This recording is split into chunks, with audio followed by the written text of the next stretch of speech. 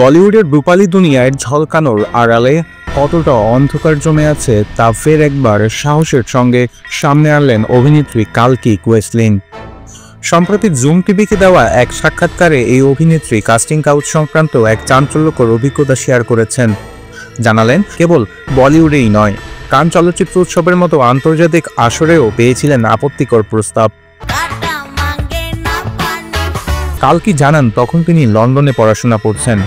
অভিনেত্রী হিসেবে তার যাত্রা শুরু হয়নি তখনও। একটি মোবাইল ব্র্যান্ডের হয়ে কান চলচ্চিত্র উৎসবে গিয়েছিলেন কাজ করতে। সেখানেই এক ভারতীয় প্রযোজক ছবি দেখার আমন্ত্রণ জানান। পরে একান্তে ডিনারে যেতে বলেন এবং সাফ জানিয়ে দেন, শয্যাসঙ্গী হলে তবেই সিনেমায় কাজের সুযোগ মিলবে। কালকি বলেন, আমি তখনও শুধুই একজন শিক্ষার্থী, এসবের জন্য প্রস্তুত ছিলাম না। স্পষ্ট বুঝিয়ে দিয়েছিলাম, কোনো আপোষ নয়। সে প্রযোজকের নাম না বললেও বেশি আজও তাকে তাড়া করে বেড়ায় বলে জানান তিনি। শুধু কানেই নয়, বলিউডে ঢোকার পরও একই অভিজ্ঞতা হয় তার। এক নামী প্রযোজকের সিনেমার অডিশনে গিয়ে ফের পান কুপ্রস্তাব। তিনি বলেন, প্রযোজক বললেন, তোমায় আগে ভালো করে জানতে হবে, মানে আবারও সেই ডিনারের কথা।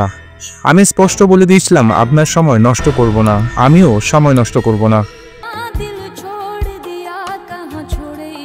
বর্তমানে কালকি অভিনয় করেছেন তামিল রোমান্টিক থ্রিলার নিসিব পায়াতে, যেখানে তার সহ অভিনেতা ছিলেন আকাশ মুরলী ও অদিতি শঙ্কর। সামনে মুক্তি পাবে ইংরেজি ছবি এম্মা অ্যান্ড অ্যাঞ্জেল, যেখানে নতুন রূপে ধরা দেবেন এই সৎ স্পষ্টভাষী অভিনেত্রী। কালকির সাহসী উচ্চারণ যেন একটাই বার্তা দেয়, শিল্পের নামে সমঝোতার আর কোনো জায়গা নেই। নিউজ ডেস্ক, নিকট টিভি।